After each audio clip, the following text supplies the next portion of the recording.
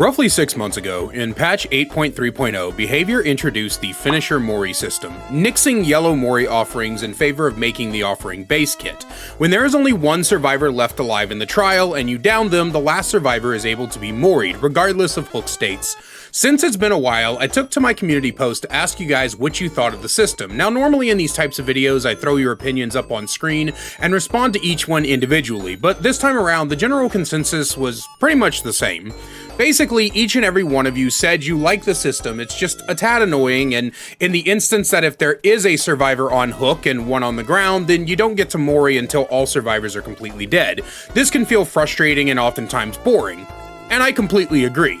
The system, in of itself, is amazing. Being able to finish each match in a cinematic way, while still being able to bring blood point offerings is, like I said when that girl let me lick honey off her toes, pretty fucking sweet.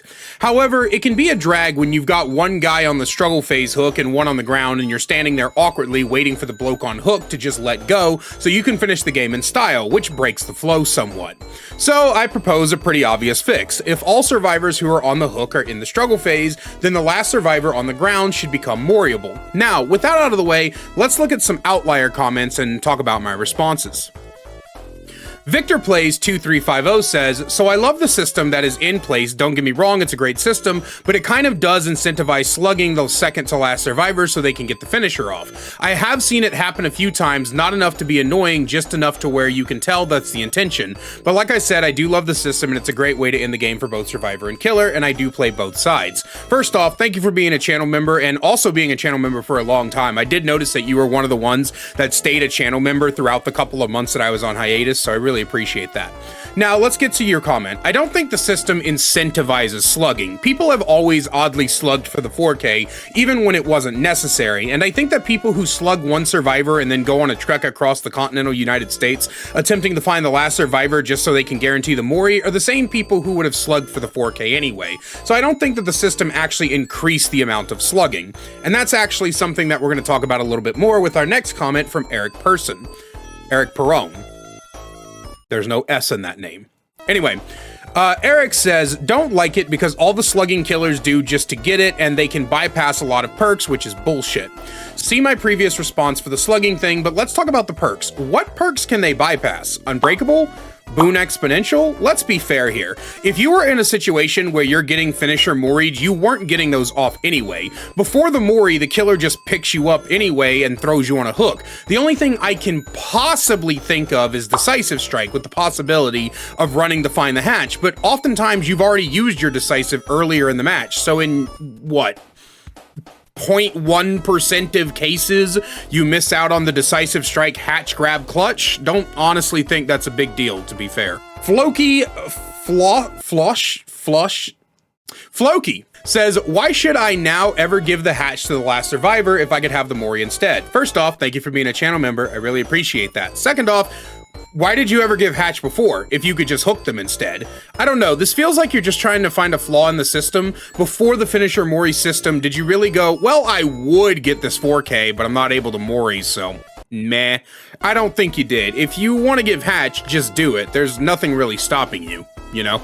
Gotta take a pain pill, because I have a wisdom tooth where the root is hitting the nerve, and it's not fun. I really hope I remember to edit this part out. Talking can sometimes hurt. Now, for this last comment, I actually ended up having a very brief conversation with this person.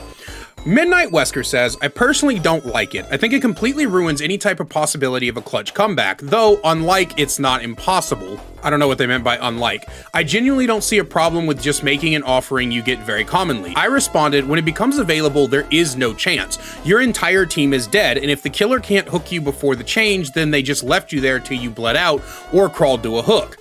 Midnight Wesker responds, I disagree. There is Unbreakable, Soul Guard, Adrenaline, Power Struggle, Crawling to a Hatch, etc. I said, if you are in the situation where you can be Mori'd, you are going to get carried to a hook regardless. Your only reasonable one is Power Struggle, but the chances of that saving you, the last survivor, is basically none.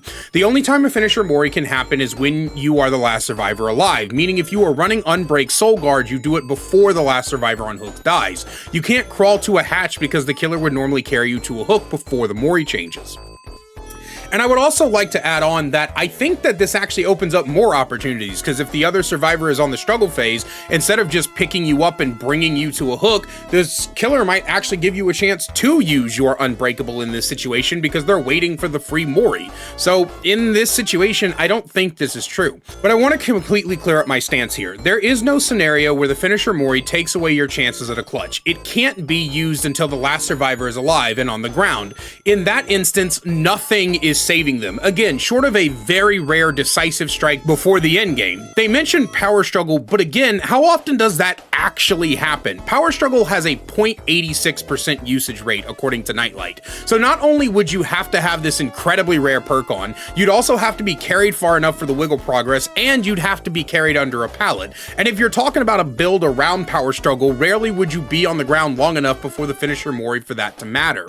Overall, I think the system was a huge plus. With Green and Ebony Mori still existing, it remains a fun way to end matches, and the only issue with it is easily fixed in my opinion. But hey, if you missed out on the post, let me know what you think of the system down below. And as always, a great big special thank you to my channel members listed on screen now. If you want to find out how to become a channel member today, get awesome perks like seeing videos early, merch discount codes, and more, then please click that join button down below. I love you guys so much, and I will see you in the next one.